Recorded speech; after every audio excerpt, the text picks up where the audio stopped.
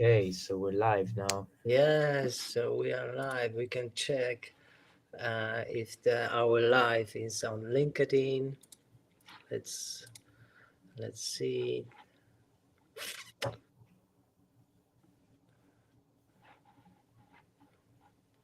Maybe we will stay. We wait for the people. To arrive? Yeah. Yes, here we started. I see us in the live. Okay.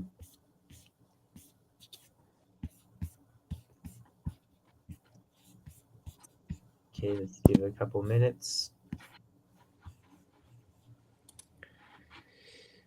Okay, let's do this in twice. Picture.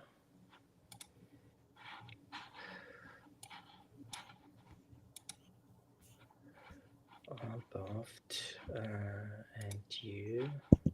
Oh,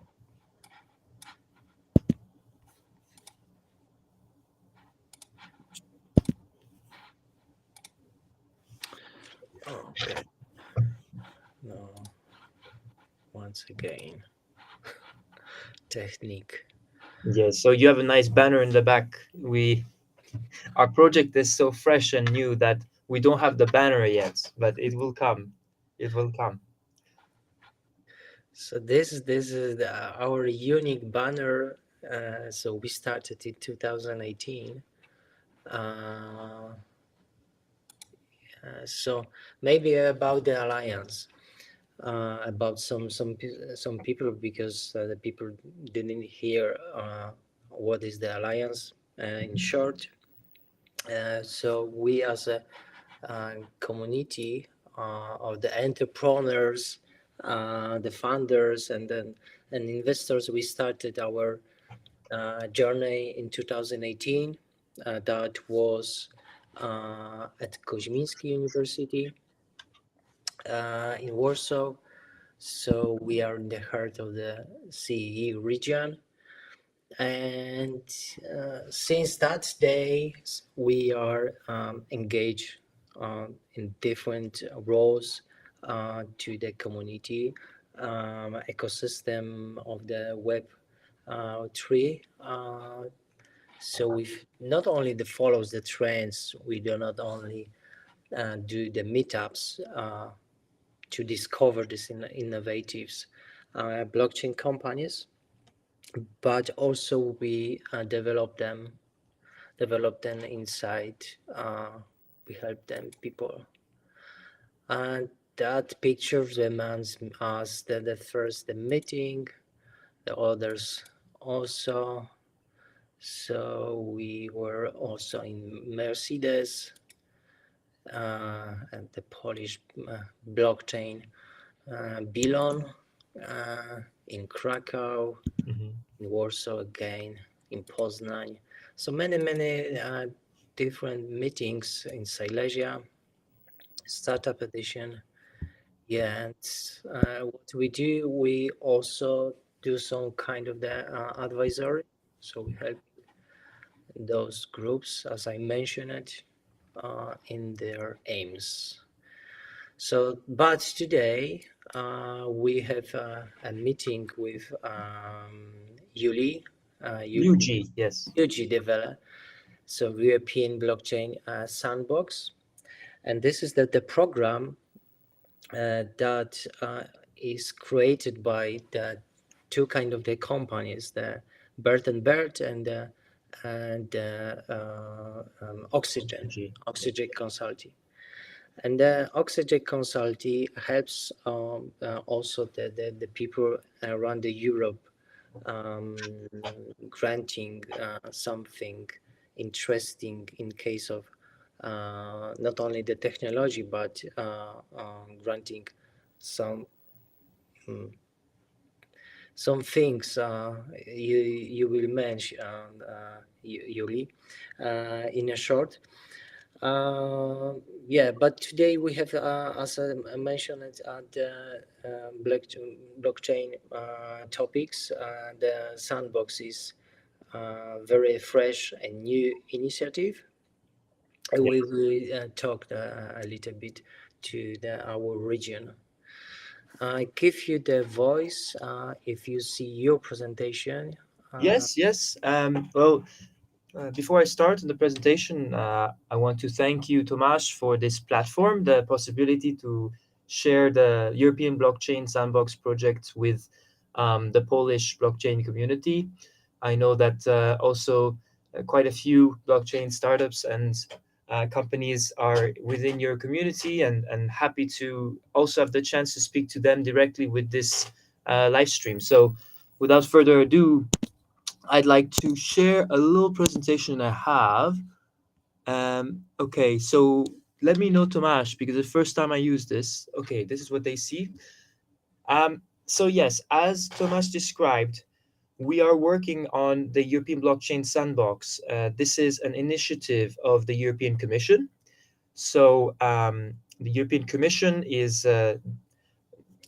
in very very close contact and very much taking part in this project of the European Blockchain Sandbox.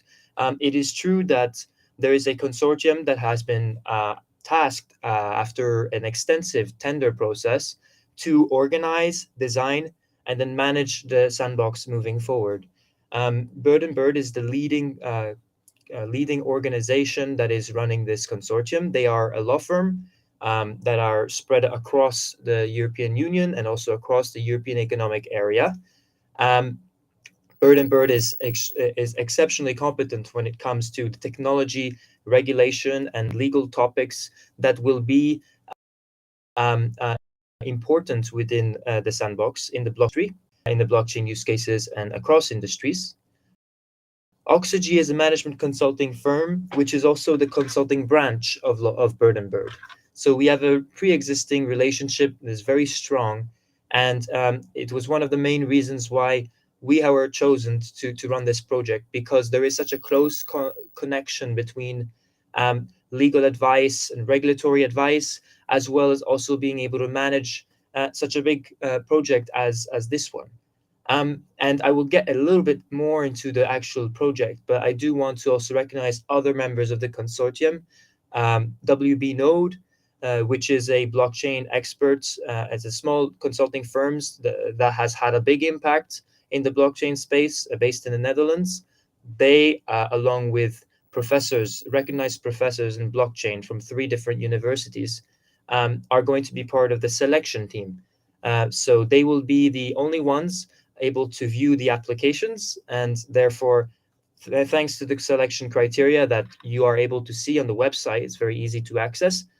They will make a decision on the 20 companies per year and 60 in total that will have the chance to take part in this sandbox. So just moving on to the European Blockchain Sandbox, what it is, and I don't know, Tomasz, if we could keep this on there for a second, um, is that the vision that came from the European Commission is very clear. It is that um, we have experienced over the last years a very big growth in blockchain use cases and applications that go beyond just financial services. Financial services is, of course, the main trailblazer and pioneer when it comes to mature cases of blockchain, of course. And we always think about certain use cases when we think about blockchain. But the European Commission ambition is to be able to create a um, a pan-European framework where better discussions can be had between regulators, local, national, as well as European regulators, and blockchain companies from across different sectors, not only financial services, but healthcare and sustainability, also in the supply chain uses of blockchain. And the use case, the number of use cases actually is infinite, and we are already starting to have to accept a great number of different use cases. We've been in touch with a very big diversity of different companies that are described how interested they were in applying. And also the other ambition is to have a way to discuss the way regulatory landscape and the way regulatory issues happen over the over several jurisdictions. So because there are existing regulatory sandboxes that are very important in blockchain ecosystem that are only focused on one country or another country or on one sector, and this is an ambition to have a discussion across sectors and across countries. So that is the particular niche and ambition that this European Blockchain Sandbox has. And we certainly hope that this project will help push forward these missions, as you can see here, a better understanding of what regulation can help solve in terms of making the ecosystem of blockchain more sustainable, more resilient, making it easier for a company to say, we would like to adopt blockchain solution without it having to be a headache when it comes to what legal issues do I have, how am I protected, am I allowed to use blockchain in this certain circumstance. We hope that this project addresses those questions, either if you are part of the sandbox and therefore receiving the advice directly, or whether you will be reading the best practice reports that will be made available to the public after the course of these cohorts. So that is the mission. Now, maybe a little bit more, Tomas, on the way that this project is structured, because we've received many questions, and indeed, this is a key point. The ambition is to have over 60 companies over 3 years going through this sandbox, this regulatory sandbox. And this represents quite a number, actually, because if you look at the number of mature blockchain use cases that exist across Europe, you're looking at a certain amount, um, and there could be more. But we would like to have a good coverage, make sure that we have 60 of the most promising use cases across different types of companies. So small companies, large companies, they both have an interest in joining this sandbox across different jurisdictions, as I mentioned, and across different industry sectors. So each year there will be a group of 20 companies that will be matched in individual and exclusive and anonymous projects with one or two regulators that are chosen specifically for their use case. When companies apply, they will specify what types of legal and regulatory issues they anticipate, how exactly their use case is, how exactly blockchain is used in their company. And then the lawyers at Bird and Bird, as well as a selection team, will be able to judge what type of regulator can be matched with their specific use case once they have been accepted to the sandbox. So there will be the companies, the regulators, and then as a third component, there will be lawyers from Bird and Bird who will be able to help facilitate that discussion between the regulators and the companies, because we know that they speak two different languages sometimes. The lawyers are very experienced with the ability to bring together those two worlds and have a frank discussion about the needs of both, and what lessons can be learned from this discussion. The next point is around use cases that they have to be found in the EEA. The span is very big, but geographically speaking, we're interested in companies that are operating blockchain within the European Economic Area. So I don't think I have a map with me of the different countries of the EEA, but essentially it's the countries of Europe, minus Switzerland and the United Kingdom. There is a specific point later on about those countries, how you could find perhaps a way of joining the sandbox nonetheless, but the focus is very much on the EEA. This is a European project, and the objective is also to help support the blockchain ecosystem in Europe. So including Poland. If you're based in Poland, this is definitely within the criteria there.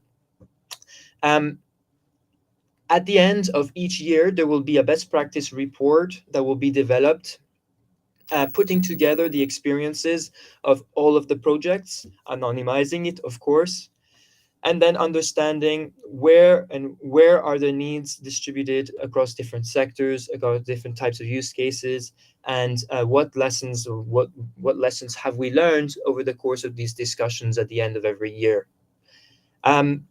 At the end of the 3 years, there will be a more monumental effort of putting together everything we learned over 3 years, and we will even be looking to present this to a much wider audience of regulators in Europe, and this will be a very fruitful discussion, and I'm sure that they will bring about quite a bit of attention as well, as that will be the fruit of 3 years and 60 different cases of work. Moving to the next slide, and please ask any questions if you have any already. We will be able to see it in the chat, so happy to just address them wherever it's needed. But you might be asking yourself the question, okay, there is an ambition here for the commission, it makes sense, for the regulators, it makes sense. As a use case, what do I get from this project, right? Of course, everyone wants to say that they are helping with building the broader structure, the broader ecosystem of blockchain in Europe, I'm sure. But at the same time, what are the practical benefits that I get right away? And so if we just look back at the slide, the first initial benefits you get is that it's very rare today to be able to access the quality and level of legal and regulatory advice that you would as part of this project for free. You can do so, but usually blockchain companies in blockchain, micro enterprises, small enterprises, medium-sized enterprises, they cannot dedicate the funds to be able to access this kind of expertise and advice. So this is the first big benefit that comes. The second one is looking at the possibility to speak with the right regulators and to have the right constructive conversations with them. Regulators are very busy people, in particular those who are highly knowledgeable with the topics that are relevant to you. And this is a structure to make sure that these meetings can take place, and they can take place in a constructive way, rather than having discussions with the wrong regulators or having discussions with them, but in a not so organized way. That's not going to lead you anywhere when it comes to being a use case. But now you have the chance to have a better clarity over the landscape in Europe, and able to then, as a third benefit, show to other stakeholders like investors or insurers that you are having valuable conversations about regulation and legal and have legal advice, to be able to show this as a type of a green flag that your company is serious um, about being scalable into not only the future, the next few years, basically understanding what regulations are going to come up, and what the topics that are being discussed at the European Union and also in different countries are. Also understanding that you are highly aware of the different developments that are taking place across industry standards, for instance. So these are not to be negligible. It's not to be underestimated. Tomasz, I think that when I was presenting this project in several events and conferences, one of the key topics that always comes up, whether it is into specific applications of blockchain in insurance, for example, or more broad sort of crypto application of blockchain, every single conference is always coming back to the same point. Yes, blockchain has a huge potential, but we are so uncertain as to what the regulatory situation is. We would like to know what is being planned there. And the regulators on the same side, if you go to their events, you will see that they want to know what the reality is, what the needs are, so that they can also help push forward when it comes to this. So very exciting that this is taking place.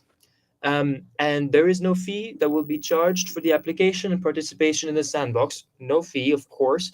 The only thing is that there will be a time commitment. Of course, you will take part in some meetings where you will be speaking directly with the regulators and with the lawyers. You might also need to clarify better your situation, how you use blockchain with the lawyers so that they can match you in a better way with the right regulators. Yes, there is a small time commitment, but it is not something too heavy either.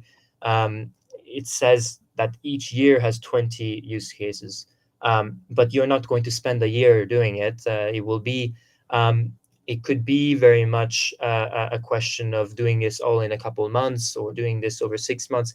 This was something that you will discuss when you have been accepted to the sandbox and when you will be organizing those meetings.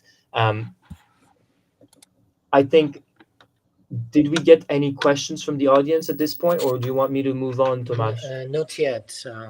Any kind of the questions I don't see. They, Okay. Do you have one? Maybe I could. If there's something I didn't explain so well about this yet. so from my side, the question is: is the project only available to the European countries, or and how many participants can be for particular countries applying Mm-hmm. for that? That's a good question, Tomasz. So the first question is that there is no limits to the number of applications we can receive. Um, we're not going to stop accepting applications, but every year we will be accepting 20 of the best applications. Um, if you look at the selection criteria, there is also no limit to how many applications are submitted in a country. Um, Now, of course, the as you saw, as you will know, if you look at the selection criteria, the geographic uniqueness is a factor that comes into play when there's a tiebreaker. So this is a question of if there are two equal use cases with the same type of use case and both qualify, then of course the one from a country that has not been very prevalent will be considered more highly than one that comes from a country where there's already maybe five or six of them already included.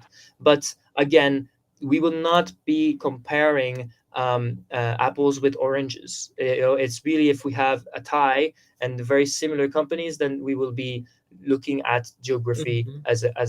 as one of the factors. But it's not a strong hard factor, if that makes sense.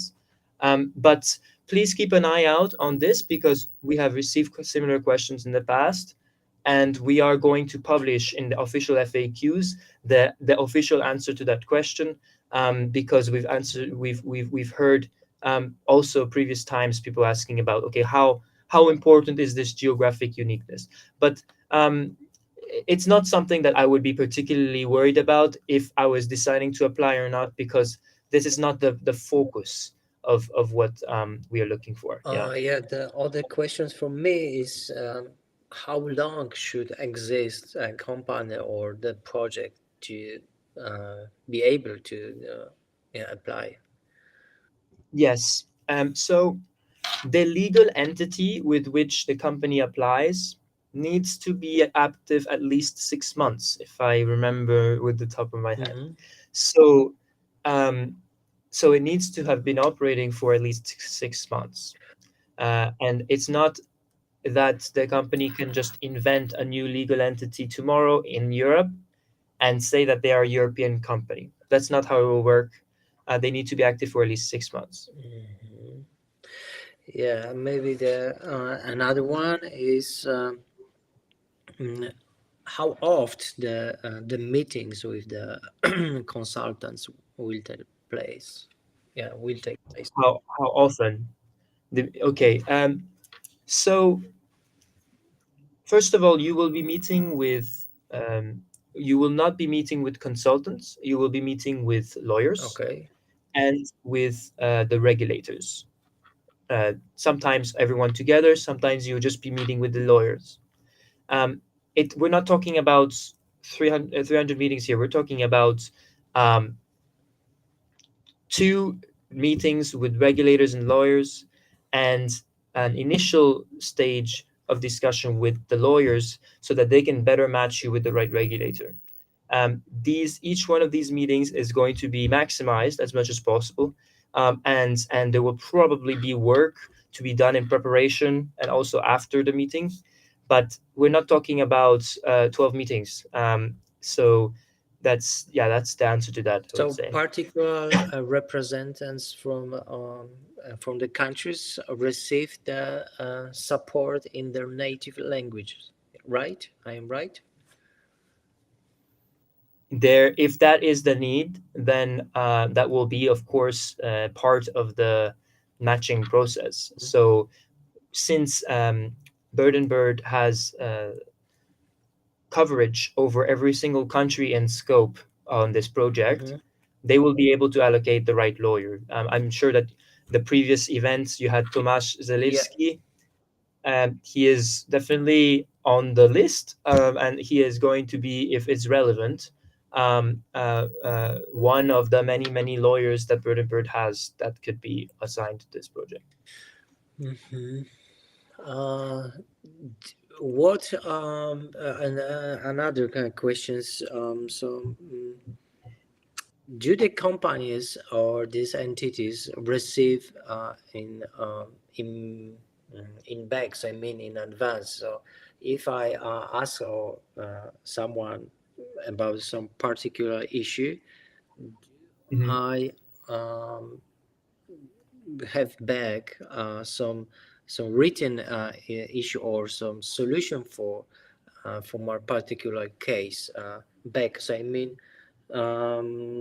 do I that's gonna be some kind of the consultation only on the teams, whatever, and without the papers, or but that's gonna be whole the process. Um, so I think you're, so if I understand correctly your question, and let me know if it's not right, you're asking about what is the nature of the legal advice that they would receive Yeah, yeah, yeah, in the yeah. projects. So that I can't answer for sure because every situation is of course different. Um, this is really something that will be much more clear when we know which companies have been accepted in the process of selection. I cannot say what types of advice will be given. Um, I can say that these are going to be considered as discussions, legal discussions. So they are protected by attorney-client privilege.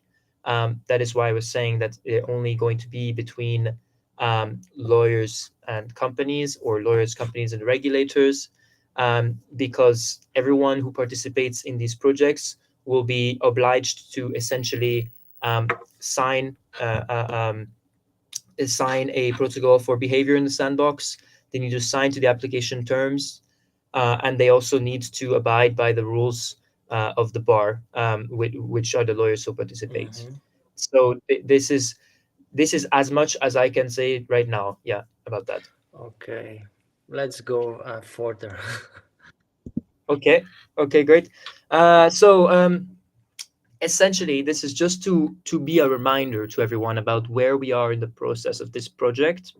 And I think maybe some of you are interested in knowing what the actual project of the European Blockchain Sandbox is and what the status is. So we released the new website and we started this project in mid-February.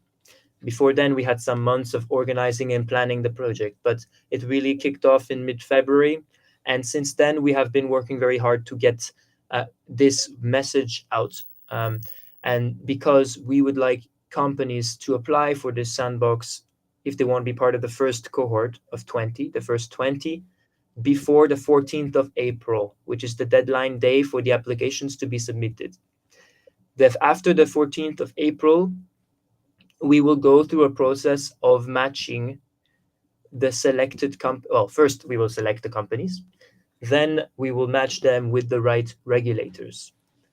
So that will be both a question of identifying the right regulator and then bringing them into the project and matching them with the right use case. This is going to be there's going to be some time dedicated to that. The launch of the sandbox, we have no specific launch date, but we're looking at starting those in the summer, for example, and it will depend again on the discussions you have with the lawyers and the regulators when it is convenient for you to meet over the next few months to start this work. If you want to start right away, start right away. But of course, this is something that we're trying to be as flexible as Mhm. possible. So it will start at some point in the summer. Um, and then that means that the next cohort would perhaps start around the beginning of next Mhm. year as well. If you are a company that applies and is not selected for this year, you might be invited to be part of the waiting list. Mhm. So, if you are a very interesting use case, nonetheless, and we just don't have space, then you will still have the option of being invited to the waiting list. And also, if you have been rejected, you remember that there's always cohort two, cohort three. I know that some companies have discussed with me saying that they don't have a validated proof of concept in their blockchain use Mhm. case, which is one of the requirements for applying. They need to have a validated proof of concept. Um, then I said, look, maybe you can apply next year, and by that point, you will have a validated proof of concept. This is a project that takes 3 years, so you can join the next train, and there will be no issue there. So that also is something that I think they should keep in mind. Next, so here you see this is what I was touching on. It's what are the bare bones requirements. It is that companies, doesn't matter what kind of company you are, if you are private sector, public entity, or even NGO, um, if you are based in the European Economic Area and you have also a validated proof of concept, so if for example, TRL level 5 or better, then you are invited to apply for this sandbox. Um, if you are based in Switzerland or in the UK, then you have the option still of applying via, maybe if you have a subsidiary that is active and using blockchain in Europe, you can apply through the subsidiary, no problem. Um, if you are part of a consortium and members of that consortium uh, are based in the EEA, then you can apply as part of the consortium, just as long as the leader of that consortium, that is the owner of the use case, is based in the EEA. So those are the two options that you have as well. Mhm. Do we have a direct link to the program that we can uh, make this application? Yes, we do. Uh, can you share? Right, Can you next share with slide. them on the chat? Yes, I will share on the chat. Okay, Is it, should I do it yeah, there? yeah. Private. Just put yeah. Yeah, we have the first question.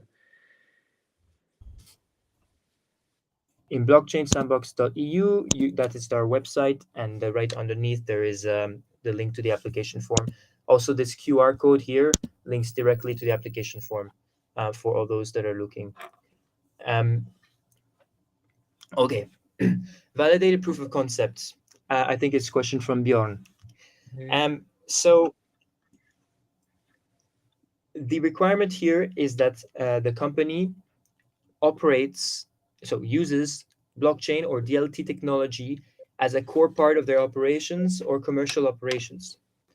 Um, so it cannot be, for example, a company that is Web 2 that is helping with the blockchain ecosystem, or maybe like a marketplace that is dealing with cryptocurrencies. If they don't use blockchain technology, then they are not a blockchain use case. Now, their level of blockchain technology needs to be at TRL 5 or validated proof of concept. This means that it's not sufficient just to have a proof of concept that is that is working in the context of a lab or an experimental setting. It needs to be validated with external stakeholders. So it needs to be something that has already been tested in the market or with a group of stakeholders that are representing the market. So you have companies who have come to us and said, yes, we have validated proof of concept because we were part of an accelerator and we had the chance to test we had the chance to test our technology with a group of people who would be customers. Okay, that makes sense. Also, if you're using blockchain as part of your regular commercial operations, or you're using it internally, but for something that is already being used with the public, that's what you say. That's what you call validated proof of concept there. Of course, those last two examples, it's even better than validated proof of concept. It's actually TRL 7 or 8. But that's where I would draw the line between something that is in a laboratory or experimental or test setting, that is a proof of concept there, versus something that is a proof of concept because it has already been used by external and third parties. Okay, I think a number of people have shared the link to the website. True. And yes, and the QR code leads directly to the application form. Yeah, and also this video will be available after the we finish. So here or in the YouTube. Yes, I think that that's the last slide, and I really want to answer a few more questions if anyone has them. So I'm open to the audience now if you want.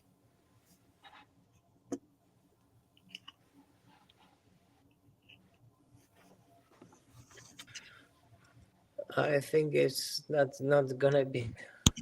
This link is to the.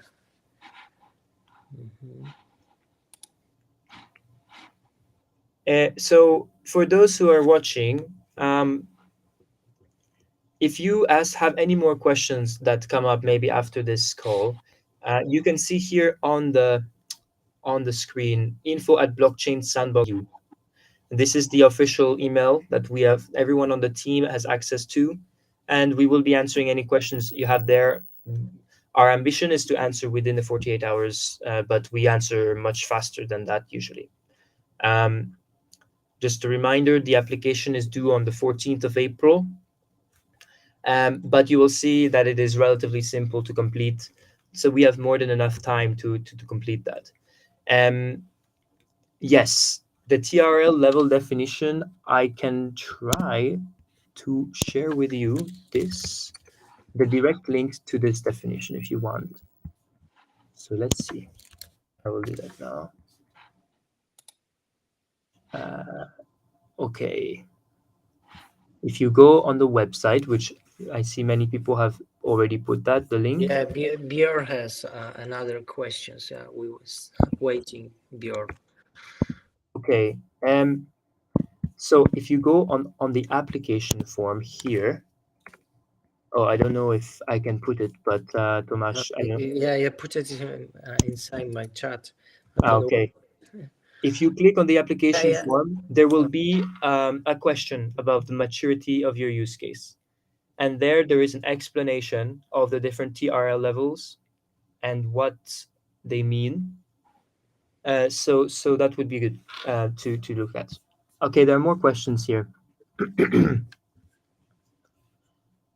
Should the proof questions, of concept be validated before application or before the program actually starts? From Chris.